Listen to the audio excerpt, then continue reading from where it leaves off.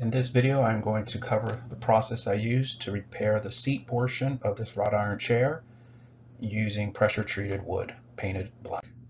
Here are the parts that I used. I used a 1x4 pressure treated wood. This amount you're going to need is going to depend on the size of the chair. I used 1 5/8 exterior screws, a drill bit, and I used the drill bit to pre-drill the hole. That way these boards do not split. If I just went straight with the screw right into the wood, I run the risk of splitting this, and that's why I'm going to first pre-drill the holes. These chairs definitely are old, and over the years I used this product right here. POR 15 stands for paint on rust. I came across this product during automotive repairs, and we used this to paint chassis, car chassis, after the chassis was prepped. And it was just a way to, strengthen the chassis and to protect it from rust. Another note about this product: you are allowed to just paint right over rust, which is why it's paint on rust. That's what it stands for. And they definitely have some different products. The wood that I end up using for this last repair, I just used this particular paint to paint that particular pressure treated wood after it dried. And to cut the seat portion out, I used the 4.5 angle grinder. I first cut this out with the cutoff wheel for metal, and then I smooth out the edges using this flap disc right here. The next clip is going to be a video outlining the process. This video will explain how I repaired this wrought iron chair using 6-inch pressure treated boards. I got tired of repairing this several times. The metal seat part started to give out, and I used this angle grinder. I used a metal as well as this 36 grit flap disc to grind down some of the rough edges. But for the most part, all I did was take the grinder and I cut out the seat part, and then I placed these boards. This board is the width of the chair, and it just rests on this particular part right here. I don't know if you can see it, but there is a board underneath that's going in that direction and one in that direction. And for the most part, all this is all pressure. I just screwed the top right into the bottom, and it's been holding up. This is about 2 years ago that I did this. As far as paint goes, I just use exterior paint for the boards. The chair I've painted several times. I've used POR 15 as well as this regular spray paint. And here we can see in the bottom the exterior screws. The exterior screw size is going to depend, based on the thickness. But this board right here is just kind of sitting, and this piece of the chair just prevents this piece of wood from going through. And then we could see this seat part, which is just overlap, and it's just all pressure, just like a sandwich, holding this all in place. And that's it for this repair. It's been about, like I said, maybe 2 years, maybe longer, that it's been holding up. Has given me no issues. Probably the most challenging part would be to remove the seat part. Like I said, I did use that grinder. It really was an easy job for cutting that out. Just don't know if everybody has access to one of those.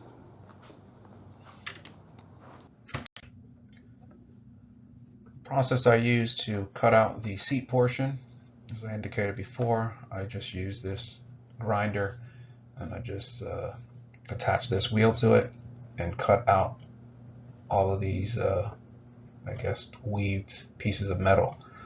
I mean, the metal here was very thin, and it was just dragging or starting to sag, especially in the center.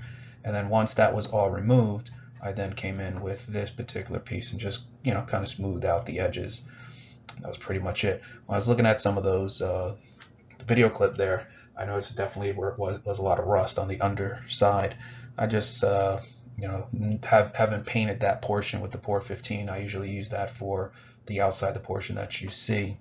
So don't take a look at that rust and think that product doesn't work. I really didn't put too much energy into trying to paint this.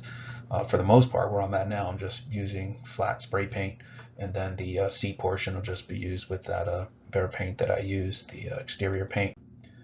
Here we see an image of the seat portion once the pressure treated wood was put in place, and we see the 4-inch boards. And again, it's going to depend on the size of your seat, but if you do notice, this board right here is not the same thickness as, for say, this one right here. They definitely are a little longer, and that's a result of the seat actually kind of going in on an angle. So the seat wasn't a perfect square, it was like coming in like that, and then that led to the situation where I needed to just kind of cut these shorter. I just didn't really want to go with the angle. I just wanted to do a quick repair. I actually didn't even know if this was going to work, and it actually has held up for about 2 years. Now when you're looking at the screws for this particular piece here, the idea that I was thinking was we're going to have the top boards, we're going to have the actual metal portion of the chair right here. I'm going to color this, I'll put this red, and then actually should probably put this long, but that's the top. And then the other boards, I'll color them in yellow, they're going in this direction. And then I did place some screws, if you notice, going in this direction as well as underneath. And I did that just to prevent if I figured if I just put them in one direction, let's just say the chair, and I went going down, I just didn't quite know how that was going to hold up. I thought it would just be better. I took the chair, I took the 4 pieces, 1, 2, 3, 4, and then I attached that one underneath, and the one underneath was just screwed in on the top and the bottom, and that allowed, I guess, enough sandwich pressure to hold this up, because I really haven't had any issues. As indicated before, definitely some rust here. I'm not going to go in there and try to sand that down, and I just didn't want to go through the Porter 15 again. I had to put that on with a brush. I just needed a quick, easy repair. Maybe see if these hold up for a couple more years. Maybe I'll get to it, but as for now, not really needed. And again, here are the materials I used to paint. Years ago, I used the Porter 15, and you could see that definitely looked better on the outside. And this portion, I did get to the point where I just started spray painting it, and then this paint was used for the pressure treated wood portion. And here we can see the item a little zoomed in. Definitely can see that on this rail portion doesn't seem to be any rust, seems to be holding up, and the wood seems to be holding up as well. And it's basically just sitting on the actual chair. You have the top piece of wood, it's sitting on the chair, and then underneath is another piece of wood, and you got screws going in this direction, and then you have screws going in this direction, and it's just allowing it to hold up. Again, here are the tools used for this particular repair, and that's it. Feel free to like and subscribe to this video, and as always, try to enjoy your day as you're done with this particular job. I think I'm gonna have to stop using red, that way people don't think I'm a communist.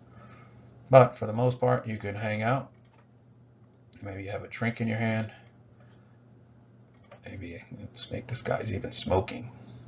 He's starting to smoke, and then this person is on this side, very angry. How dare you smoke? For some reason, the wind is going in this direction, and it's taking the wind, and the wind is just going, and this guy's very aggravated by that. That's it. Enjoy.